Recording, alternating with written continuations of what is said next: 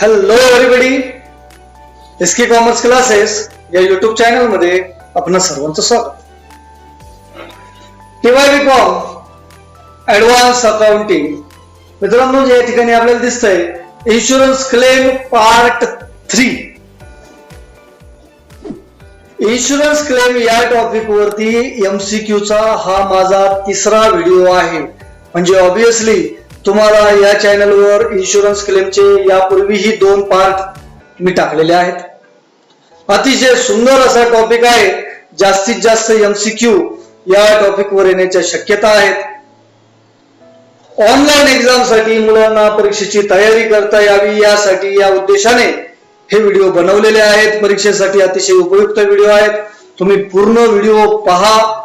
जर तुम्ही online video पाहत असाल म्हणजे लाईव्ह पाहत असाल तर तुम्हाला तुमचे इव्हॅल्युएशन करण्यासाठी लाईव्ह चॅट हा ऑप्शन, ज्यामध्ये तुम्हाला तुमचा क्वेश्चन्स आणि आन्सरचं ऑप्शन तुम्हाला कमेंट करायचं आहे आणि तुमचं इव्हॅल्युएशन स्वतःला करायचं आहे.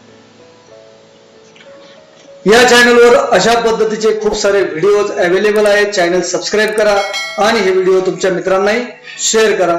चला सुरू करूया आजचा video. MCQ insurance claim.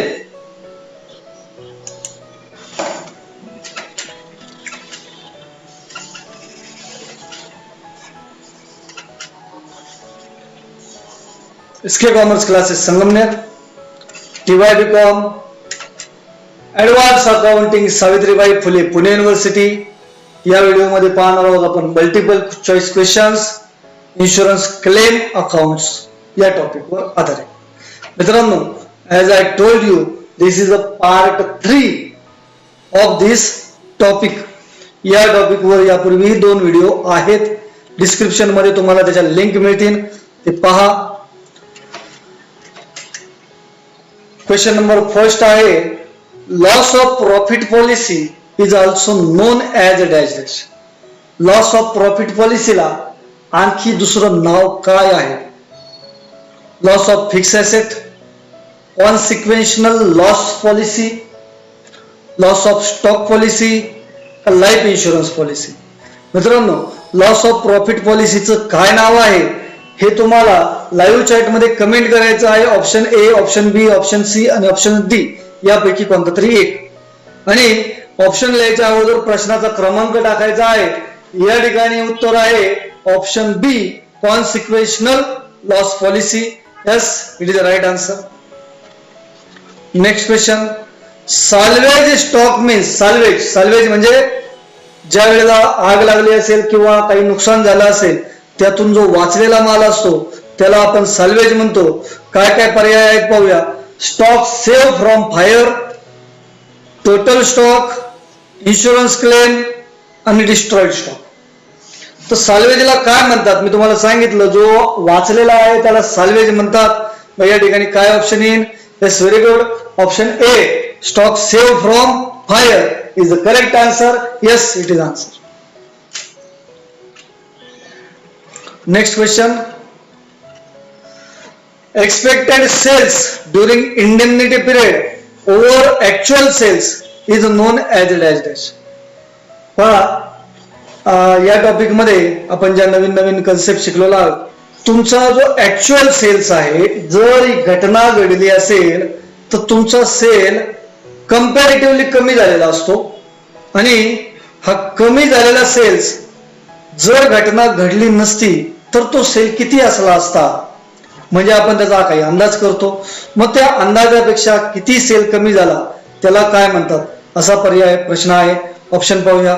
Gross sales म्हणतात का शॉर्ट सेल्स म्हणतात, नेट सेल्स म्हणतात का नन ऑफ दिस म्हणतात? Yes, gross sales, short sales, net sales आणि none of this. Very good. मित्रांनो, याला शॉर्ट सेल्स म्हणजे option B is right answer. समजा आग नसती लागली तर आम्ही किती रुपयाचा माल विकला असता, आणि आग लागल्यामुळे आम्ही किती रुपयाचा माल विकला, मग जो डिफरन्स आहे त्याला काय? Short sales is the answer. Next question, memorandum trading account is prepared to find out dash dash. मित्रांनो, मेमोरेंडम ट्रेडिंग अकाउंट हे काय शोधण्यासाठी बनवलं जातं असा प्रश्न आहे. ऑप्शन पाहूया आपण. ग्रॉस प्रॉफिट साठी, तर ग्रॉस लॉस साठी, stock on date of fire हे शोधण्यासाठी, का नेट प्रॉफिट शोधण्यासाठी. मित्रांनो, मेमोरेंडम ट्रेडिंग अकाउंट म्हणजे ज्या दिवशी आग लागली त्या दिवसापर्यंतचं ट्रेडिंग अकाउंट, हे एका वर्षाचं नसतं. मग हे कशासाठी बनवलं जातं? Yes, very good. Option C, stock on date of fire म्हणजे ज्या दिवशी आग लागली त्या दिवशी किती रुपयाचा माल शिल्लक आहे हे समजण्यासाठी तुम्हाला मेमोरेंडम ट्रेडिंग अकाउंट बनवायचं आहे. Next question. The standing charges which are covered by insurance policy is known as dash dash. त्याला काय म्हणतात? ऑप्शन पाहूया. Fixed charges, fluctuating charges, insurance standing charges आणि मिसलेनियस चार्जेस.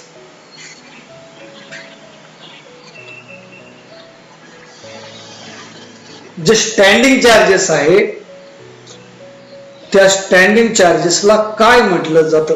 येस, जर तुम्ही प्रॉब्लेम सोडवला असेल तर त्या प्रॉब्लेम मध्ये हा शब्द बऱ्याच वेळेला पाहायला भेटतो आपल्याला. याचं उत्तर आहे option C, insurance standing charges. त्यालाच आपण स्टँडिंग चार्जेस असंही म्हणतो. Average clause is applied in case of dash dash. Average clause केव्हा अप्लाय होतो? Option over insurance, fair insurance, over and fair insurance का अंडर इन्शुरन्स. Very good. ज्या वेळेला तुमच्याकडे जळालेला माल जास्त असेल किंवा तुमच्या स्टॉक मध्ये असणारा माल जास्त असेल आणि तुमचा इन्शुरन्स काढल्याची सम इन्शुर्ड अमाऊंट कमी असेल त्यावेळेला ऍव्हरेज क्लॉज अप्लाइड होतो. म्हणजे option D, under insurance is the right answer.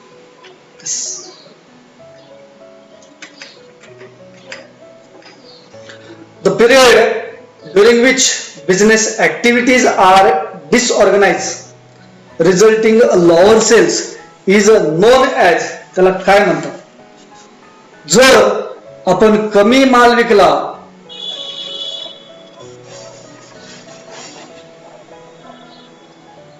the period during which business activities are disorganized. Okay. ज्या काळात आपण कमी माल विकलेला आहे तो कालावधी, ज्या काळात आपला बिझनेस डिस्टर्ब झालेला असतो त्याला काय म्हणतात? Short sales, locking period, opening period का इंडेमनिटी पिरियड. मित्रांनो, या कालावधीला yes, very good, indemnity period म्हणजे ज्या काळात आपण माल जास्त विकू शकलो नाही. We cannot do our regular business. That period is indemnity period. Option D. Yes. When stock is destroyed by fire, the claim is calculated under dash dash. जेव्हा माल आग लागली आणि माल जळाला असेल तर त्यावेळेला क्लेम कसा कॅल्क्युलेट केला जातो असा प्रश्न आहे. ऑप्शन पाहूया आपण. Loss of profit policy, life insurance policy, loss of stock policy का नन ऑफ द. सर, ज्या वेळेला आग लागलेली असते अशा वेळेला आपल्याला लॉस ऑफ स्टॉक पॉलिसी म्हणजे ऑप्शन सी बघूया. Yes, it is.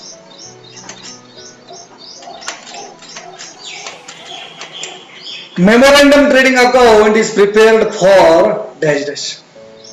Memorandum trading account कशासाठी असतं? Up to date of fire म्हणजे आग लागली त्या काळापर्यंत असतं, 1 इयर असतं, 2 इयर असतं का ओनली हाफ इयर असतं? मगाशी मी तुम्हाला सांगितलं मेमोरेंडम ट्रेडिंग अकाउंट हे up to date of fire म्हणजे option A. Next question. Ratio of gross profit to sales is known as.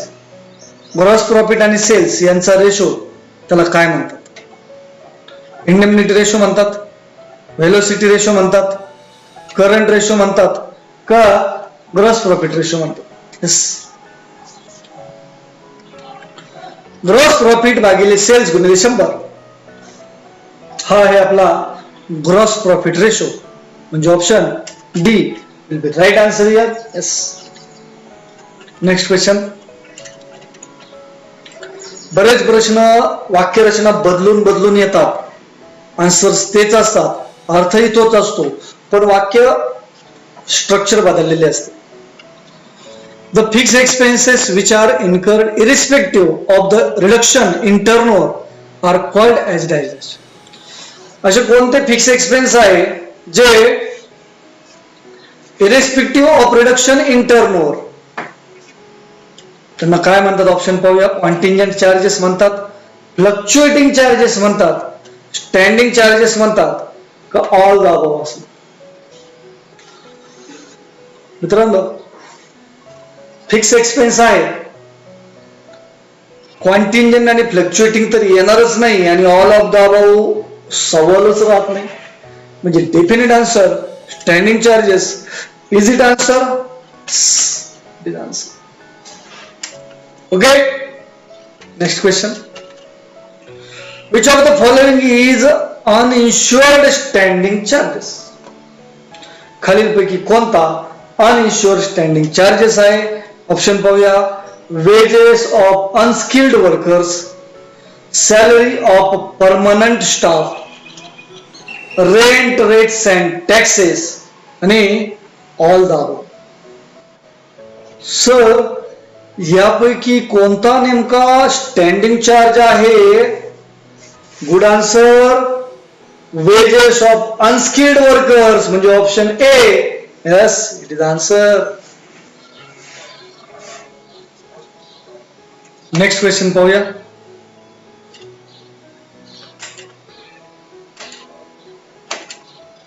A business take a dash dash insurance policy to cover claim for losses of stock and loss of profit. कोणती policy घेतली जाते business कडून loss of stock आणि loss of profit यांसाठी? Life insurance policy का fire insurance policy, vehicle insurance policy का health insurance policy? सोपं उत्तर आहे अतिशय. पहा सर, लॉस ऑफ स्टॉक आणि लॉस ऑफ प्रॉफिट यासाठी आम्हाला फायर इन्शुरन्स पॉलिसी लागेल, म्हणजे option B will be right answer. Life insurance fire insurance provide cover for. Fire insurance कशाला कव्हर करतो? Fictitious asset, miscellaneous asset, tangible asset का intangible asset? Fire insurance फक्त cover करतो tangible एसेटला, म्हणजे option C. Yes. Next question. Stock as on date of fire is 28,000. Stock of goods salvage 14,000 rupees आहे ते. Value of insurance policy 26,000. There is an average clause in the policy, then amount of claim is dash dash. मित्रांनो पहा, जेव्हा आपल्याला claim शोधायचा असतो, क्लेमचं एकदम सोपं सूत्र आहे. Sum insured into loss of stock divide by total stock. मग इथं सम इन्शुअर्ड आहे तुमचे 26,000, लॉस ऑफ स्टॉक किती आहे? 28,000 माल होता, 14,000 वाचला, म्हणजे लॉस ऑफ स्टॉक सुद्धा 14,000, 14,000 आहे, म्हणजे 14,000 गुणिले 26,000 भागिले 28,000. काय ऑप्शन इन पाहू? 28 4 दे 14, 26 4 दे 13, 2 14 13,000 आणि 12,000. 2,000, 14,000, 13,000, 12,000. क्या आंसर है यहाँ पे? Option C 13,000 is the right answer. Next. Turnover during the period of 12 months ending on date of hire is known as dash dash. ज्या दिवशी आग लागली तिथून मागच्या 12 महिन्याचा सेल्स त्याला काय म्हणतात? ऑप्शन पाहूया. अॅन्युअल सेल्स म्हणतात, इंडेमनिटी सेल्स म्हणतात, लॉस ऑफ सेल्स म्हणतात का ऍडजस्टेड सेल्स म्हणतात? Yes, very good. मित्रांनो, ज्या दिवशी आग लागली तिथून मागच्या 12 महिन्याचा जो सेल्स आहे त्याला ऑप्शन डी ऍडजस्टेड सेल्स असं म्हटलं जातं. Yes, it is answer.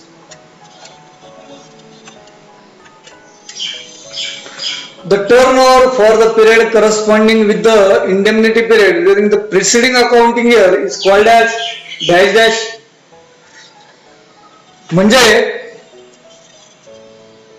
Turnover for the period corresponding, हा ज्या दिवशी आग लागली तिथून मागे तिथून पुढे तुम्ही जेवढा कालावधी डिस्टर्ब होता तेवढाच कालावधी पण मागच्या वर्षाचा त्या काळातल्या सेल्सला काय म्हणतात? असं ऑप्शन आहे. क्वार्टरली टर्नओव्हर म्हणतात, हाफ इयरली टर्नओव्हर म्हणतात, अॅन्युअल टर्नओव्हर म्हणतात का स्टँडर्ड टर्नओव्हर म्हणतात? Good answer, standard turnover, option D. मित्रांनो, समजा आज आग लागली, इथून पुढे 2 महिने तुम्ही फक्त 50,000 रुपयाचा माल विकला. याच तारखेला मागच्या वर्षी आग लागली होती का? नाही. तेव्हा मात्र तिथून पुढच्या 2 महिन्यात तुम्ही 2 लाख रुपयाचा माल विकला होता. म्हणजे 2 लाख रुपये आहे ते स्टँडर्ड टर्नओव्हर आहे, लक्षात ठेवा. ठीक आहे. Next question. The period for which the insurance policy has been taken is dash dash. कोणत्या कालावधीसाठी आपण पॉलिसी घेतलेली आहे त्या कालावधीला काय म्हणतात? डिसलोकेशन पिरियड म्हणतात, ऍडजस्टेड पिरियड म्हणतात, इंडेमनिटी पिरियड म्हणतात का इन्शुरन्स पिरियड म्हणतात? मित्रांनो, ज्या कालावधीसाठी आपण पॉलिसी घेतलेली आहे तो इंडेमनिटी पिरियड असतो, म्हणजे ऑप्शन सी. आणि ज्या कालावधीमध्ये आपण ऍक्च्युअल डिस्टर्ब असतो त्याला डिसलोकेशन पिरियड म्हणतात, म्हणजे ऑप्शन ए. परंतु यामध्ये indemnity option C is right answer. Next question. The difference between standard turnover and actual turnover during the dislocation period is a dash dash. मगाशी पण झालं पाहिजे उदाहरण, तेच आन्सर वेगळ्या प्रश्न वेगळ्या फॉर्मॅटमध्ये आलेला आहे. स्टँडर्ड टर्नओव्हर म्हणजे मागच्या वर्षीचा सेल्स, या वर्षीचा सेल्स याच्यातला फरक, त्याला स्टँडर्ड सेल्स म्हणतात, शॉर्ट सेल्स म्हणतात, टोटल सेल्स म्हणतात, ऍक्च्युअल सेल्स म्हणतात. या ठिकाणी याचा आन्सर शॉर्ट सेल्स म्हणजे option B is the right answer. Next question. Stock on date of fire is ₹72,000 72,000. Stock of goods save 18,000 18. Value of insurance policy 63,000. मित्रांनो, काय शोधायचं आहे? ऍव्हरेज क्लॉज आहे, अमाऊंट ऑफ क्लेम. पुन्हा तेच सूत्र. सम इन्शुर्ड म्हणजे 63,000 गुणिले लॉस ऑफ स्टॉक, किती रुपयाचा माल जळाला? सर 72चा होता, 18चा वाचला म्हणजे जळाला किती? 54,000. मग 63,000 गुणिले 54,000 भागिले 72,000 काय आन्सर येईल सांगा? 47,000, 43,000, 70,000 का 47,250? Yes, good answer. 63 into 54 divided by 72. Option D is answer. Next question. Video पूर्ण पहा आणि तुम्ही लाईव्ह पाहत असाल, लाईव्ह चॅट मध्ये तुम्ही आन्सर सुद्धा केले पाहिजे. Stock on date of fire ₹4,80,000. Same उदाहरण आहे. 4,80,000 रुपयाचा माल होता. स्टॉक ऑफ गुड सेव्ह वाचला किती? 80,000चा म्हणजे जळाला 4 लाखाचा. इन्शुरन्स पॉलिसी आहे 6 लाख म्हणजे 6 लाख गुणिले 4 लाख भागिले 4,80,000 काय आन्सर येईल पहा? 4 लाख, 5,50,000, 4,75,000 का 5 lakh? Lakh into 6 lakh divide by 4,80,000. Okay.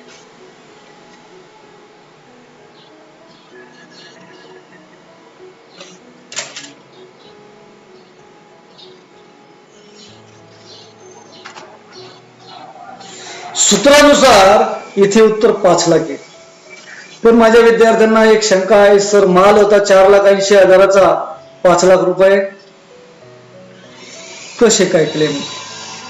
बरोबर. अशा वेळेला इन्शुरन्स कंपनी तुम्हाला 4,80,000 नाही 4 लाख रुपये देणार. तुमचा क्लेम होतोय 5 लाखाचा, परंतु तुमचा माल जळाला किती? 4 लाख. म्हणून या ठिकाणी जरी इथं उत्तर 5 लाख दिसत असेल तरी पण तुमचा क्लेम झाला 5 लाखाचा, परंतु तुम्हाला पैसे मिळणार 4 लाख रुपये. Okay. The objective of average clause is to discourage dash dash. Average क्लॉजचा ऑब्जेक्टिव्ह काय आहे? रिइन्शुरन्स करणे, डबल इन्शुरन्स करणे, under insurance, all the above. मित्रांनो, एव्हरेज क्लॉज केव्हा वापरला जातो? जेव्हा अंडर इन्शुरन्स असतो. म्हणजे option C will be definite answer here. Yes. Under insurance म्हणजे काय? तुमचा जेवढा माल आहे त्यापेक्षा कमी किमतीचा तुमचा विमा असेल त्याला अंडर इन्शुरन्स म्हणतात. For the year 2018, 2019 and 2020, if the rate of gross profit is 15%, 18% and 21% respectively, then the rate of average gross profit for the year 2021 will be dash. बघा, 2018-19-20 ला 15-18-21% आहे, तर 21 साली तुमचा किती असेल? मित्रांनो, काही जणांना वाटत असेल 15-18-21 3 ने वाढतं म्हणजे पुढचं 24% असेल. तसं नाही, याचा ऍव्हरेज काढायचा आहे. म्हणजे 15 अधिक 18 अधिक 21 भागिले 3. ऑप्शन्स पाहूया. 21%, 18%, 15% आणि 24%. मित्रांनो, याचा ऍव्हरेज काढायचा आहे. म्हणजे 15 अधिक 18 अधिक 21, ऑब्विसली ऍव्हरेज येणार तुमचा 18. Option B is the right answer. For the year 2016, 17 and 18 same question आहे बा. काय आन्सर येईल सांगा? मी काय प्रश्न वाचत नाही. पुन्हा ऍव्हरेज 12, 13, 14 बेरीज करायची भागिले 3. Option D will be right answer here also. Next question. If the indemnity period 12 months, standard sales 30,000, sales during indemnity period 8,000, then short sales will be. Standard sale आहे 30,000 आणि इंडेमनिटी मध्ये तुम्ही 8,000चा माल विकला. फक्त 30,000चा विकायला पाहिजे होता, फक्त 8,000चा विकला. म्हणजे तुम्ही किती रुपयाचा कमी विकला? That is answer. Yes, very good.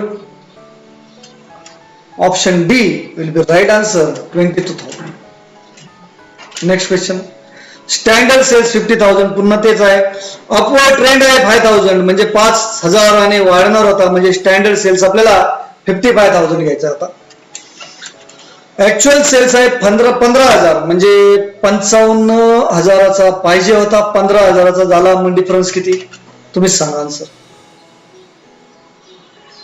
55 पाहिजे होता पण 15 झाला. Yes, option C 40,000 is the correct answer. Standing charges specified in the policy in the case of accident are called as. ऍक्सिडेंटच्या वेळेला जे स्टँडिंग चार्जेस असतात त्याला काय म्हणतात? Uninsured standing charges, insured standing charges, short sales का standard sales? मित्रांनो, standing charges specified in the policy. पॉलिसीमध्ये ते तुम्हाला मेन्शन केलेले असतात, त्याला आपण इन्शुअर्ड स्टँडिंग चार्जेस म्हणजे option B is the right answer. When the stock is valued under cost price, it is called as a dash dash. जेव्हा आपला माल कॉस्ट प्राइस पेक्षा कमी किमतीला आपण व्हॅल्यूड केलेला असतो त्याला काय म्हणतात? Under valuation, over valuation, at पार का फेअर व्हॅल्युएशन. म्हणजे 100 रुपयाची वस्तू तुम्ही तुमच्या अकाउंटिंग मध्ये फक्त 90 रुपये लिहिलेले आहे, त्याला अंडर व्हॅल्युएशन म्हणतात. Option A will be right answer here.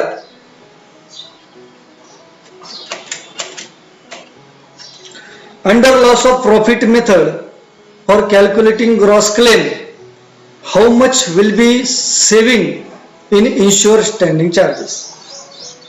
If the yearly saving in insured standing charges rupees 2,100 and period of indemnity 4 months. मित्रांनो, एका वर्षाचे 2100 आहे तर 4 महिन्याचे किती? एवढा सोपा प्रश्न आहे. एका वर्षाचे 2100 म्हणजे 4 4 4 3 वेळा म्हणजे 21. काय आन्सर येईल तुम्हीच सांगा. Options R here. 2100 रुपये एका वर्षाचे तर 4 महिन्याचे किती? Option B 700 is the right answer here. And trading account is prepared in order to find out. Trading account कशासाठी बनवलेलं असतं? इथं मेमोरेंडम नाही, फक्त ट्रेडिंग अकाउंट आहे. पहा, नेट प्रॉफिट शोधण्यासाठी, ग्रॉस प्रॉफिट शोधण्यासाठी, इंडेमनिटी रेशो शोधण्यासाठी, लॉस ऑफ प्रॉफिट शोधण्यासाठी. अतिशय सोपा प्रश्न आहे. ट्रेडिंग अकाउंट बनवण्याचा उद्देश आहे ग्रॉस प्रॉफिट शोधणे, म्हणजे option B will be answer. मित्रांनो, तुम्हाला जर हा व्हिडिओ आवडला असेल, व्हिडिओला लाईक करा, व्हिडिओला कमेंट करा आणि तुमच्या मित्रांना शेअर करा.